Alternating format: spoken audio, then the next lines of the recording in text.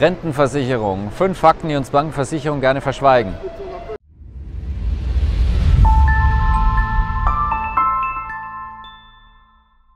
Thorsten Wittmann, ich begrüße Sie zur heutigen Ausgabe von Faszination Freiheit. Heute das Thema Rentenversicherung. Und hier viele, ja, schon fast Lügen, Fakten, die uns Bankenversicherungen gerne verschweigen. Und ich verrate Ihnen, warum ich selber keine Rentenversicherung habe, warum ich auch keine abschließen würde. Zunächst mal ganz kurz, was ist eine Rentenversicherung? Das ist ein Teil einer Lebensversicherung, wird monatlich verrentet. Ja, was ist nun der Nachteil speziell von Rentenversicherung? Erstens, generell, wie Lebensversicherungen, hohe Kostenquoten. Es werden teilweise über 20% Ihrer Beiträge verwendet, rein für Kosten. Sie kennen sicherlich häufig die sehr großen Glaspaläste von Versicherungen, die finanziert werden müssen. Und genau das wird eben von den Versicherungsbeiträgen gemacht. Das heißt, die liegen in der Regel sehr hoch. Das heißt, wenn Sie eine Lebensversicherung trotz des heutigen Videos hier machen, dann suchen Sie sich am besten einen Direktversicherer, einen günstigen Lebensversicherer aus, denn das macht horrende Unterschiede. Kurze Anmerkung auch zu dem Video. Wir sehen uns jetzt vor allem mal die Nachteile an. Die Vorteile, die können Sie überlesen, die Nachteile, die werden Sie ihm leider immer nicht gesagt und die sollten Sie eben genau wissen, wenn Sie eine Lebensversicherung oder eine Rentenversicherung haben oder eine abschließen möchten. Dann Punkt Nummer 2, die Sterbetafeln. Diese sind in der Regel eher nachteilig für den Versicherungskunden. Egal oder abhängig davon, ob es eine Rentenversicherung ist oder eine Risikolebensversicherung. Rentenversicherung, das heißt, je länger Sie leben, desto problematischer ist es für eine Rentenversicherung, also für den Lebensversicherer. Das heißt, die kalkulieren Ihren Todeszeitpunkt relativ weit oben. Bei Risikolebensversicherung, da ist es ein Problem, wenn Sie früh sterben. So, und ja, das heißt, da ist es genau andersrum, da kalkulieren die Ihr Alter relativ niedrig insgesamt. So, und das ist das Problem. Das heißt, Sie müssen ziemlich alt werden bei Rentenversicherung, damit es sich für Sie wirklich lohnt. Das sollten Sie immer im Bewusstsein haben. Dann Punkt Nummer 3, toxische Wertpapiere. Würden Sie in Griechenland, in Italien, in Spanien investieren in Form von Staatsanleihen? Ich persönlich würde es nicht tun, weil ich nicht gerne mit meinem Geld spekuliere, beziehungsweise nicht für minimale Zinssätze. Bei Lebensversicherungen ist es aber so, Sie sind gezwungen, in Staatsanleihen, also in festverzinsliche Papiere vor allem, zu investieren. Und da können viele toxische Papiere inzwischen drin sein in den Büchern, die man so gar nicht herauslesen kann. Das heißt, Sie wissen gar nicht, wie bei einer Blackbox, wo Sie eigentlich investiert sind.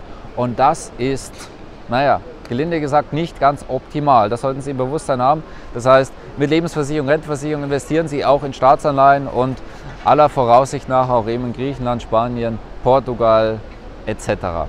So, dann Punkt Nummer 4. Auch bei Rentenversicherung besteht ein Totalverlustrisiko oder ein fast Totalverlustrisiko in Form von Inflation oder Währungsreform.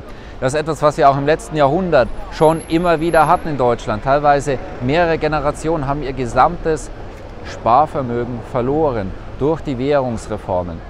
Und wenn man sich anschaut, dass unser heutiges Finanzsystem extrem ungesund ist, allein nur noch von neuen Schulden und mehr Gelddrucken lebt und dass die EZB, die Europäische Zentralbank, die US Fed in den USA die Wertpapiere aufkaufen müssen, damit das System noch irgendwie weiter funktioniert, ist das doch sehr bedrohlich. Das heißt, allein aus diesem Grund im aktuellen Umfeld, anders als noch vor 10, vor 20, vor 30 Jahren, sind Lebens- und Rentenversicherungen nicht mehr die sicheren Papiere, die uns heute noch suggeriert werden.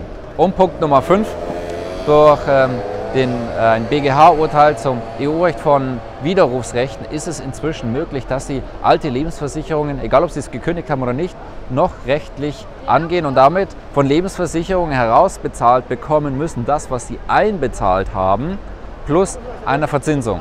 Und das passt jetzt wieder zu Punkt 1, nämlich auch an den Kostenquoten. Die fallen nämlich vor allem am Anfang an. Das heißt, wenn Sie beispielsweise nach 5 Jahren gekündigt haben oder hätten, dann würden Sie nur einen Teil Ihres Geldes herausholen. Viele Lebensversicherungen erst nach 10, 15 Jahren sind überhaupt mal wieder bei dem Betrag, was Sie einbezahlt haben.